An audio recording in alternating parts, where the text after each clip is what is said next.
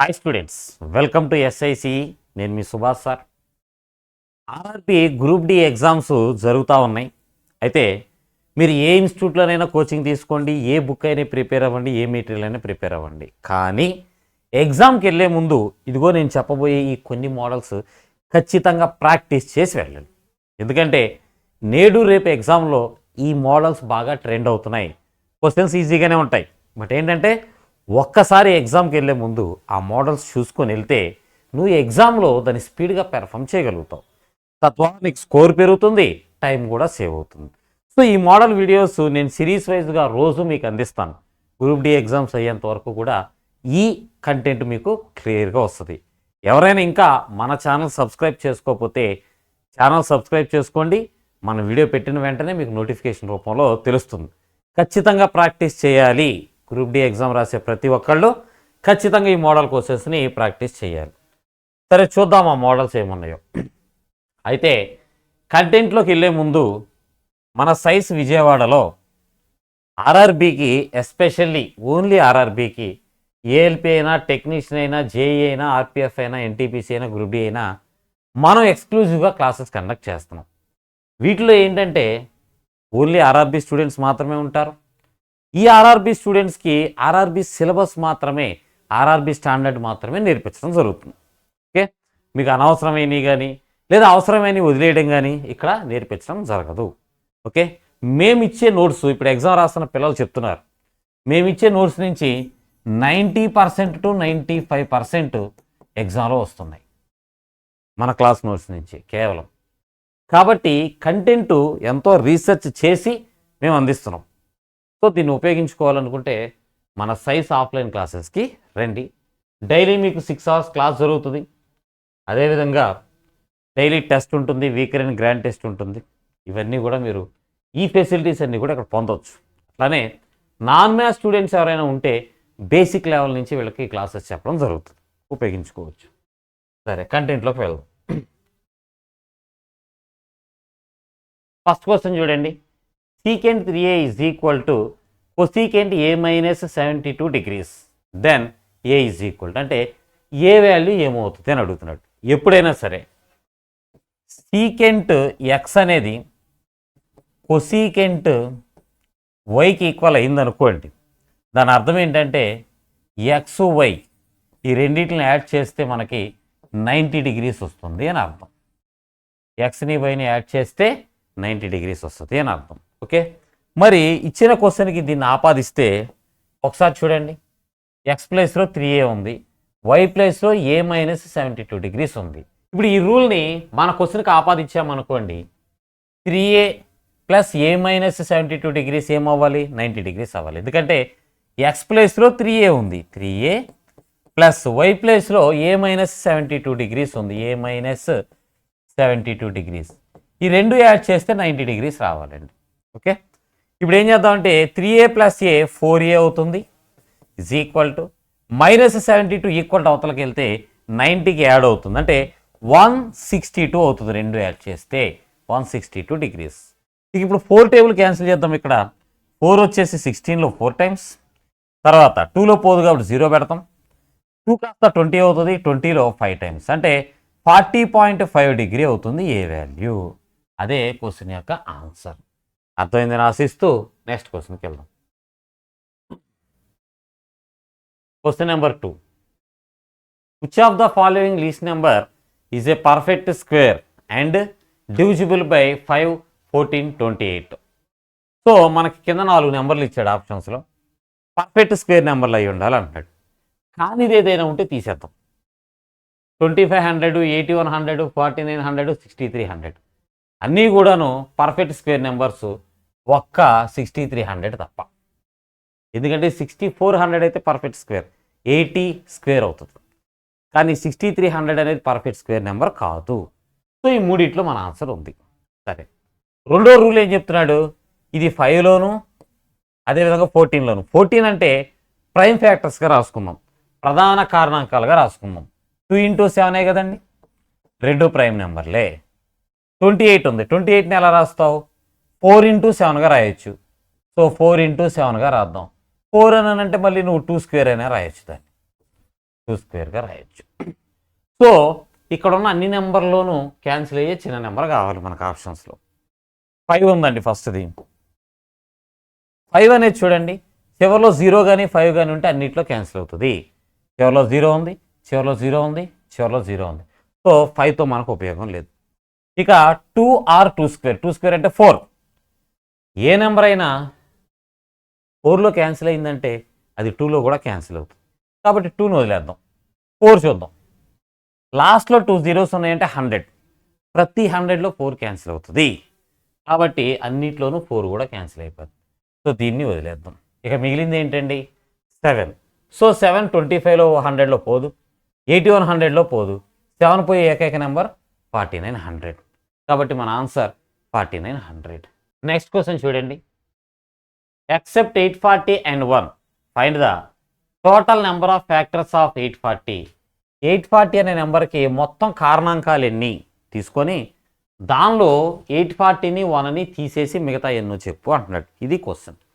సరే, ఏదైనా నెంబర్లో టోటల్ నెంబర్ ఆఫ్ ఫ్యాక్టర్స్ అంటే మొత్తం కారణాంకాల సంఖ్య క్యాలిక్యులేట్ చేయాలంటే ఆ ఇచ్చిన నెంబర్ని ప్రైమ్ ఫ్యాక్టర్స్గా రాసుకోవాలి. ప్రధాన కారణాంకాల లబ్ధంగా రాసుకోవాలి. అంటే ఓన్లీ ప్రధాన సంఖ్యలు మాత్రమే కనపడేటట్టుగా రాసుకోవాలి. సరే చేద్దాం. చూడండి, 840 ఉందండి. దీన్ని ఎలా రాయగలవు నువ్వు? నీకు తెలుసు 84 అంటే 7 × 12 అని. సో 84 అంటే 7 × 12, పక్కన 0 ఉంది కాబట్టి ఇంటూ 10గా కూడా రాసుకోవచ్చు. ఓకే, ఇందులో 7 డైరెక్ట్గా ప్రైమ్ నెంబర్, దాన్ని ఏం చేయలేం. కానీ 12 అనే నెంబర్ చూడండి, 12 ప్రైమ్ నెంబర్ కాదు. మరి దాన్ని ఎలా రాయాలి? 7 × 4 × 3గా రాయొచ్చు మనం, అవునా? సో 3 × 4 అంటే 2 స్క్వేర్గా రాద్దాం. ఎందుకంటే 4 కూడా ప్రైమ్ నెంబర్ కాదు కదా. సో దాన్ని 2 స్క్వేర్గా రాస్తే అప్పుడు 2 ప్రైమ్ నెంబర్ అవుతుంది. సరే, మరి ఇదే ఆలోచనతోటి 10 అని ఎలా రాస్తావు చెప్పు? 2 × 5గా రాస్తాం. ఇప్పుడు ఆర్డర్లో పెట్టుకుందాం. 2లు ఎన్ని ఉన్నాయి? 2 స్క్వేర్, ఇక్కడ 2, మొత్తం 3 సార్లు వచ్చింది. 2 క్యూబ్. తర్వాత 3 ఒకసారి వచ్చింది. నెక్స్ట్ 5 ఒకసారి వచ్చింది. నెక్స్ట్ 7 ఒకసారి వచ్చింది. ఇవి నాకు ప్రైమ్ ఫ్యాక్టర్స్, ప్రధాన కారణాంకాలు. అయితే నేనేం చేయాలి ఇప్పుడు? Total number of factors. Total number of factors ఎలా తీసుకోవాలంటే 2కి క్యూబ్ ఉంది కదండి, దానికి ఒక 1 యాడ్ చేసి రాసుకోవాలి. 3 + 1 ఇంటూ 3కి పవర్లో 1 ఉంది, ఒక 1 యాడ్ చేసి రాసుకోవాలి. 5కి పవర్లో 1 ఉంది, 1 యాడ్ చేసి రాసుకోవాలి. 7కి పవర్లో 1 ఉంది, 1 యాడ్ చేసి రాసుకోవాలి. ఇప్పుడు ఈ నెంబర్లు మల్టిప్లై చేద్దాం. 4 రెళ్ళు 8, 8 రెళ్ళు 16, 16 రెళ్ళు 32 అంటే ఎంత వస్తుంది? 32 వస్తుంది. మామూలుగా 840 అనే నెంబర్కి 32 ఫ్యాక్టర్స్ ఉంటాయి. అయితే ఇందులో వాడు 2 తీసేయమంటున్నాడు, 840ని 1ని. సో ఆ 2 తీసేసామనుకోండి, మిగిలిన ఫ్యాక్టర్స్ ఎన్ని అవుతాయంటే 30 అవుతాయి. అది క్వశ్చన్ యొక్క ఆన్సర్. ఓకే, నెక్స్ట్ క్వశ్చన్ చూద్దాం. చూడండి. On an amount at 6% for 4 years, simple interest will be 4500. Some amount ఉంది, మనం బ్యాంకులో ఇన్వెస్ట్ చేసామనుకోండి. 4 yearsకి 6% చొప్పున వచ్చే సింపుల్ ఇంట్రెస్ట్ ఎంత అంటే 4500 అంటాం. Find the compound interest on the same some. అంటే ఇంతకుముందు ఎంతైతే నువ్వు బ్యాంకులో పెట్టావో అదే అమౌంట్ కాంపౌండ్ ఇంట్రెస్ట్కి పెడితే 2 yearsకి 4% చొప్పున అప్పుడు ఎంత వడ్డీ వస్తుంది? ఇది అడిగే ప్రశ్న. సరే, ఇచ్చిన ఇన్ఫర్మేషన్ నేను ఉపయోగించుకుంటున్నాను. చూడండి, 6% చొప్పున 4 yearsకి అంటున్నాడు. అడిగేటప్పుడు ఏమో క్వశ్చన్ 2 yearsకి చాలు అంటున్నాడు. అప్పుడు నేనేం చేస్తానంటే 6% చొప్పున సింపుల్ ఇంట్రెస్టే క్యాలిక్యులేట్ చేస్తాను. చూడండి, 6% చొప్పున 2 yearsకి ఎంత అవుతుంది? ఇప్పుడు 4 yearsకి 4500 అయితే 2 yearsకి దానిలో సగం అంటే 2250 రూపీస్ అవుతుంది. అంతే కదా. ఎప్పుడు ఇది 6% చొప్పున సింపుల్ ఇంట్రెస్ట్ వేస్తే, కానీ కాంపౌండ్ ఇంట్రెస్ట్ ఏమో 4% చొప్పున ఏమంటున్నాడు. సరే, సింపుల్ ఇంట్రెస్ట్ కూడా 4% చొప్పునే వేద్దాం. అప్పుడు ఎంత వస్తుందో చూద్దాం. 6% అంటే 2250 ఇలా వేద్దాం. చూడండి అమ్మా, 3 టేబుల్ ఇక్కడ 2 టేబుల్ ఇక్కడ 3 టైమ్స్, ఇక్కడ 2 టైమ్స్ క్యాన్సిల్ అవుతుంది, అవునా? 3ని తీసుకొచ్చి ఇక్కడ క్యాన్సిల్ చేద్దాం. 7 టైమ్స్ 5, 750 టైమ్స్ క్యాన్సిల్ అవుతుంది. 2 × 750 1500 రూపీస్ అవుతుంది. అంటే 4% చొప్పున సింపుల్ ఇంట్రెస్ట్ చేస్తే అది 1500 రూపీస్ అవుతుంది, అవునా? అయితే ఇక్కడ చూడండి, సింపుల్ ఇంట్రెస్ట్ ఎలా వస్తావు? ఫస్ట్ ఇయర్ ఒక సగం 750 రూపాయలు, దీంట్లో సెకండ్ ఇయర్ ఇంకొక 750 రూపాయలు. సింపుల్ ఇంట్రెస్ట్ ఇంతే కదా వేసేది నువ్వు, అవునా? వడ్డీ మీద వడ్డీ ఉండదు. కానీ కాంపౌండ్ ఇంట్రెస్ట్ విషయానికి వస్తే ముందు సంవత్సరం వడ్డీ మీద మళ్ళీ వడ్డీ క్యాలిక్యులేట్ చేస్తాం. అనగా ముందు సంవత్సరం ఉన్నటువంటి 750 మీద మళ్ళీ 4% వడ్డీని క్యాలిక్యులేట్ చేస్తాం. ఓకే, 750లో 4% ఎంతో చూద్దాం. 750లో 10% అంటే 75, 1% అంటే 7.5, మరి 2% అంటే 7.5 15 రూపీస్, 4% అంటే 15 × 2 30 రూపీస్. సో ఇంకో 30 రూపీస్ వడ్డీ యాడ్ అవుతుంది. వెరసి 1500 + 30 1530 రూపీస్ కాంపౌండ్ ఇంట్రెస్ట్ అవుతుంది, విచ్ ఈస్ ఆప్షన్ ఏ. ఏ విధంగా సాల్వ్ చేయాలి? నెక్స్ట్ క్వశ్చన్ చూద్దాం. Income of A and B are in the ratio 5:8 and their expenditures are in the ratio 1:2. 80% of B expenditure is equal to A income. Find the ratio of their savings. So ఇక్కడ మనకు లెక్కలో ఏ బికి సంబంధించి income ratio ఇచ్చేసాడు. ఎలా ఉంది income ratio? 5:8. Okay, అదేవిధంగా వాళ్ళ expenditure ratio ఇచ్చేసాడు, ఖర్చు పెట్టేటువంటి రేషియో ఇచ్చాడు. ఎంత అంటే 1:1 ఇచ్చాడు. అయితే ఇక్కడ ఒక రిలేషన్ చెప్తున్నాడు, ఏమని? 80% of B expenditure is equal to A income. So ఇలా మనకి రిలేషన్ ఎస్టాబ్లిష్ చేసినప్పుడు నువ్వేం చేయాలంటే దీన్ని 5x అనుకో, అప్పుడు ఇది 8x అవుతుంది. పార్ట్స్ 5 పార్ట్స్ ఏ ఇన్కమ్ అయితే బి ఇన్కమ్ 8 పార్ట్స్ అని అర్థం. ఖర్చు విషయానికి వస్తే ఏది వచ్చేసి ఒక వై అయితే బిది 2000 ఖర్చు పెడతాడు, ఇది దాని అర్థం. సరే, ఇప్పుడు లెక్కలో చెప్పిన ఆ రూల్ ఏంటి అంటే, రిలేషన్ ఏంటంటే 80% of B expenditure, B expenditure 2y కదండి. 2yలో 80% ఏమంటున్నాడు అంటే 80/100. 80% అంటే అర్థం 80/100. ఈ 2yలో బి యొక్క ఎక్స్పెండిచర్లో 80% అనేది ఏ ఇన్కమ్కి ఈక్వల్ అంటున్నాడు, అంటే 5xకి ఈక్వల్ అని లెక్కలో చెప్తున్నాడు. ఇప్పుడు ఏం చేద్దామంటే 20 టేబుల్ ఇక్కడ 4 టైమ్స్, ఇక్కడ 5 టైమ్స్ క్యాన్సిల్ చేద్దాం. నాకేం కావాలి? x/y లేదా x:y కావాలి. x ఇక్కడే ఉంచి వైని పంపించేస్తా, x/y అవుతుంది. దాంతోపాటుగా ఇటుపక్క ఏం మిగిలిందో చూద్దాం. 2 × 4 8 మిగిలింది. ఇక్కడ ఎక్స్ని మల్టిప్లై చేస్తే 5 ఇటు వస్తే డివైడెడ్ బైలోకి వెళ్ళిపోయి ఈ 5ని మల్టిప్లై చేస్తుంది, అప్పుడు 25 అవుతుంది. అంటే ఎక్స్ వాల్యూ 8 పార్ట్స్ అయితే వై వాల్యూ 25 పార్ట్స్ అని అర్థం. సరే, వీడు అడిగేది ఏంటిదండి ఇక్కడ మనకి? సేవింగ్స్ రేషియో ఎంత అని అడుగుతున్నాడు. సో సేవింగ్స్ చూద్దాం. 5x అంటే ఏ ఇన్కము? 5x ఏ ఇన్కము. ఒక ఎక్స్ అంటే 8, 5x అంటే ఎంత అవుద్ది? 40 రూపాయలు అనుకోండి. బి దగ్గరికి రండి. వీడు 8x, వీడు ఇన్కమ్. ఒక ఎక్స్ అంటే 8 రూపాయలు, 8 ఎంత అవుద్దండి? 64 రూపాయలు బి యొక్క ఇన్కమ్. ఖర్చు దగ్గరికి వెళ్దాం. వై అంటే 25 రూపాయలు. సో ఇక్కడ ఏ పెట్టేటువంటి ఖర్చు ఎంత అని అంటే 25 రూపాయలు ఖర్చు పెడతాడు. మరి బి 2/25 50 రూపాయలు ఖర్చు పెడతాడు. అంతేనా? 40 రూపాయల ఆదాయం వస్తుంది, 25 రూపాయలు ఖర్చు పెట్టేసాడు, ఇంకా 15 రూపాయలు మిగులుస్తాడు. 64 రూపాయల ఆదాయం వస్తుంది, 50 రూపాయలు ఖర్చు పెట్టాడు, ఇంకా 14 రూపాయలు మిగులుస్తాడు. ఇదే కదా సేవింగ్ రేషియో.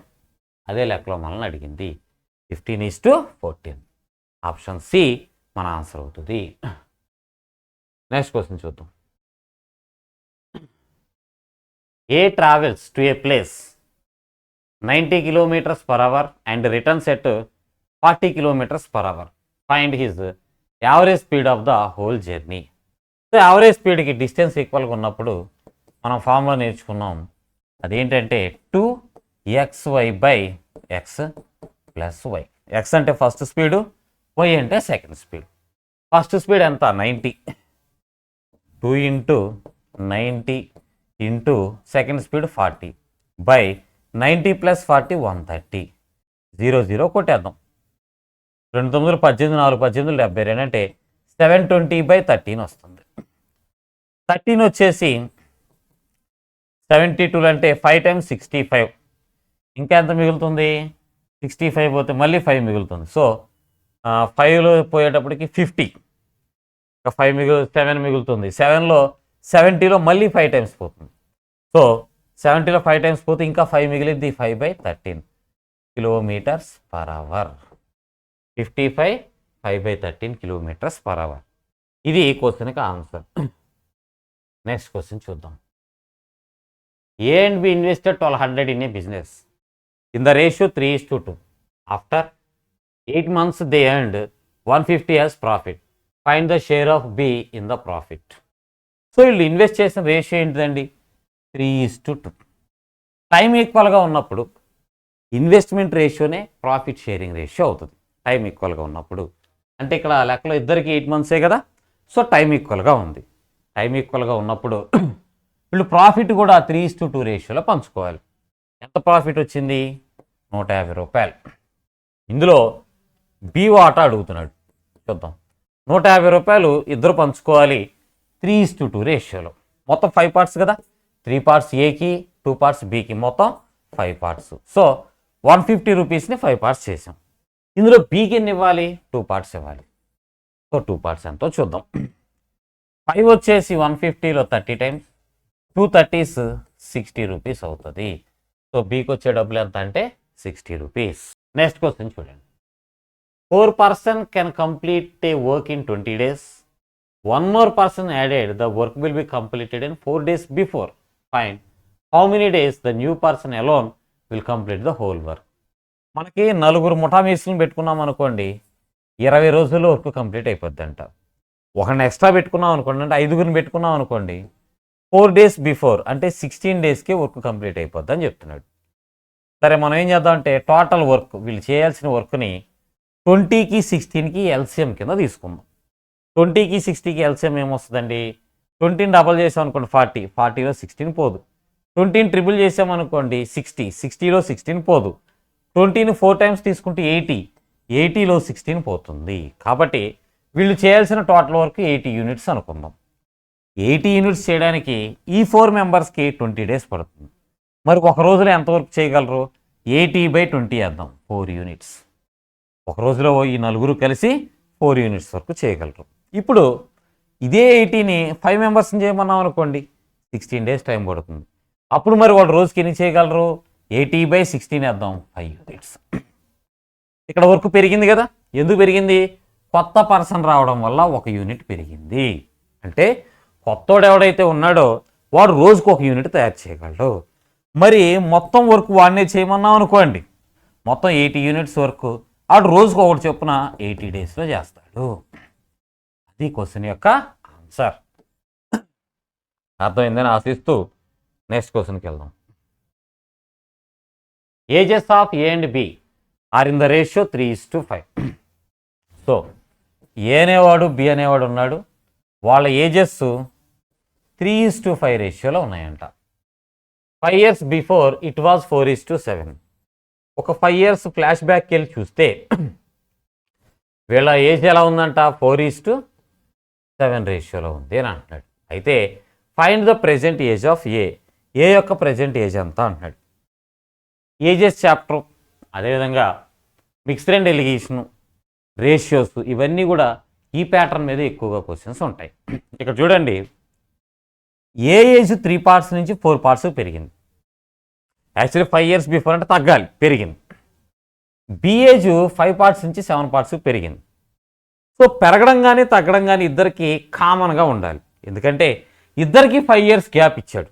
ఈ రేషియోకి 5 years గ్యాప్ ఉంది. కాబట్టి కామన్ డిఫరెన్స్ ఉండాలి. ఒకవేళ లేదనుకోండి, మీరేం చేయాలంటే ఈ 2 నెంబర్ల మధ్య డిఫరెన్స్ ఎంత? 2. ఈ 2 నెంబర్ల మధ్య డిఫరెన్స్ ఎంత? 3. ఈ 3ని తీసుకెళ్ళి ఆపోజిట్ రేషియోతో మల్టిప్లై చేయండి.